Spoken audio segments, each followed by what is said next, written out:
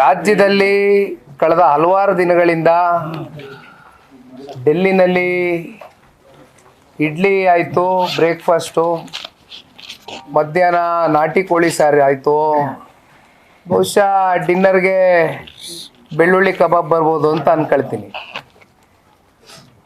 ಅಂತಿಮವಾಗಿ ಉಪಹಾರ ಇಲಾಖೆ ಮಾತ್ರ ರಾಜ್ಯದಲ್ಲಿ ಸಕ್ರಿಯವಾಗಿ ಕೆಲಸ ಮಾಡ್ತಾ ಇದೆ ಅಂತಕ್ಕಂಥದ್ದು ರಾಜ್ಯದ ಜನತೆಯ ಭಾವನೆ.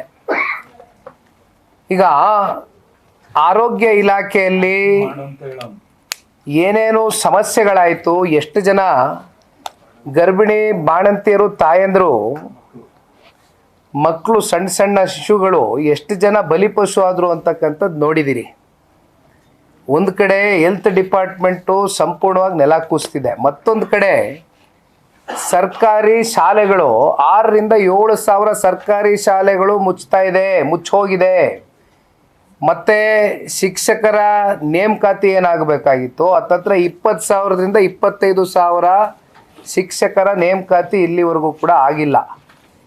ಇವತ್ತು ಒಂದು ರಾಜ್ಯದ ಅಭಿವೃದ್ಧಿಯ ದೃಷ್ಟಿಯಿಂದ ಪೂರಕವಾಗಿ ನಮಗೆ ಬೇಕಾಗಿರ್ತಕ್ಕಂಥದ್ದೇನು, ಈ ನಾಡಿನ ಜನತೆಗೆ ಒಂದು ಆರೋಗ್ಯ, ಇನ್ನೊಂದು ಶಿಕ್ಷಣ.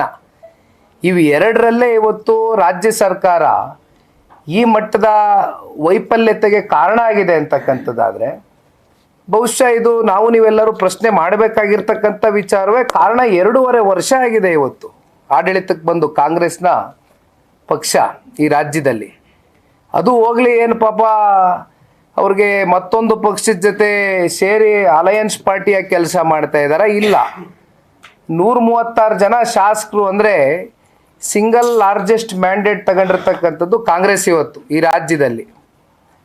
ಒಂದು ಕಡೆ ಮಾತೆತ್ತಿದ್ರೆ ಪ್ರಣಾಳಿಕೆಯಲ್ಲಿ ಅವರೇ ಹೇಳ್ಕೊಂಡಿರ್ತಕ್ಕಂಥದ್ದು ಗ್ಯಾರಂಟಿಗಳು ಕೊಡ್ತೇವೆ ಅಂದರು. ಆ ಗ್ಯಾರಂಟಿಗಳು ಪ್ರತಿ ತಿಂಗಳು ಸಮರ್ಪಕವಾಗಿ ಕೊಡ್ತೇವೆ ಅಂತಕ್ಕಂಥ ಮಾತನ್ನ ಕೊಟ್ಟಿದ್ದು ಇದೇ ಕಾಂಗ್ರೆಸ್ನ ಪಕ್ಷ. ರಾಜ್ಯದ ಜನತೆ ನೀವು ಗ್ಯಾರಂಟಿ ಕೊಡಿ ಅಂತ ಕೇಳಿರಲಿಲ್ಲ.